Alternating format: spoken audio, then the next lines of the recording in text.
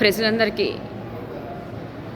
Police డిపార్ట్మెంట్కి, judiciary వ్యవస్థకి, district court district జడ్జికి నా హృదయపూర్వక నమస్కారాలు తెలియజేసుకుంటున్నాను. డిస్ట్రిక్ట్ కోర్టుల అడ్వకేట్స్ అందరికీ, లేడీ అడ్వకేట్స్ అందరికీ నా హృదయపూర్వక నమస్కారాలు తెలియజేసుకుంటున్నాను.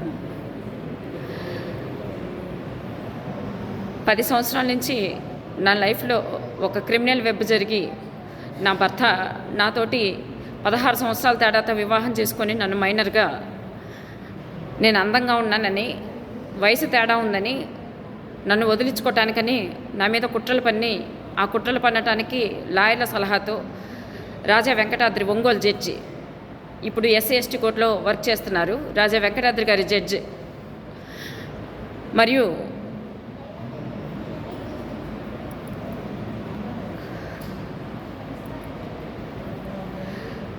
వెంకటాద్రి గారి జడ్జ్ మరియు బాలినేని వాసు ఎక్స్ ఎమ్మెల్యే, అటవీ పర్యావరణ శాఖ మంత్రి బాలినేని వాసు మరియు మహిళా మండలి మరియు non practising advocate short stay home Tella Aruna మరియు ASP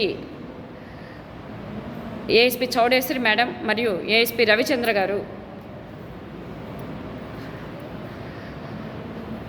సైకలాటిక్ hospital Madhubindu and Sirisha madam అందరూ కొల్యూడయ్యి 3 సంవత్సరాల కాన్స్పిరసీ జరిపి నన్ను, నా బిడ్డల్ని వేరు చేయడానికి, నన్ను కట్టుబట్టలతో 2018లో ఒక పిచ్చిదానిలాగా నా ఎముకలన్నీ ఇరగొట్టి నా మీద అపవాదులేసి నా బిడ్డల్ని, మైనర్లైన నా బిడ్డల్ని దూరం చేసి రోడ్డు మీదకి వదిలేశారు.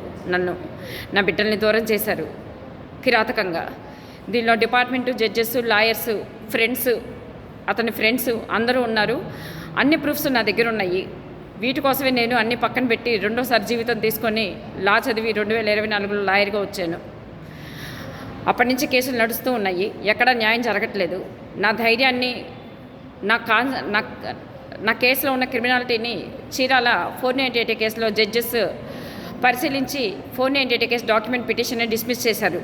ఎవిడెన్స్లన్నీ బయటపడని విధంగా జడ్జెస్, డిపార్ట్మెంటు మొత్తం బయటికి రాకుండా డాక్యుమెంట్ పిటిషన్ డిస్మిస్ చేసి 2019లో రిజిస్టర్ అయిన 498 కేసుని డ్రాగ్ చేస్తూ ఇప్పటికీ విక్టిమ్స్ ప్రాణాలతోటి ఆడుకుంటూ article 21 fundamental right to live దాన్ని హరించి వేస్తూ ఆత్మహత్య ప్రేరేపణకు ప్రేరేపిస్తూ ఇలా డ్రాగ్ చేస్తే మేము ఆత్మహత్య చేసుకోవాలి అంటే ఆత్మహత్య చేసుకుంటున్నదని బెదిరిస్తూ మా మీద జ్యుడిషియరీనే నిందలు వేస్తూ, జ్యుడిషియరీ ఎక్యూజులకి టైం ఇస్తూ, ఎక్యూజుల్ లాయర్లకి టైం ఇస్తూ,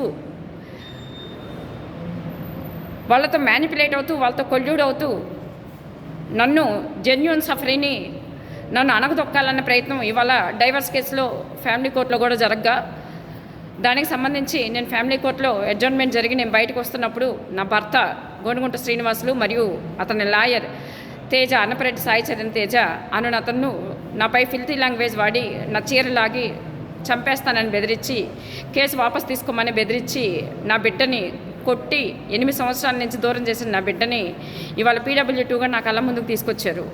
ఆ బిడ్డను కొట్టి అమ్మ అని ఏడుస్తున్న బిడ్డను కొట్టి తీసుకెళ్ళిపోయారు. నేను 2 గంటల నుంచి FCOP కోర్టు బయట నిరసన చేస్తున్నాను. ఇది న్యాయస్థానమో శ్మశానమో అర్థం కాలేని పరిస్థితిలో నేను ఉన్నాను. దయచేసి స్పందించండి.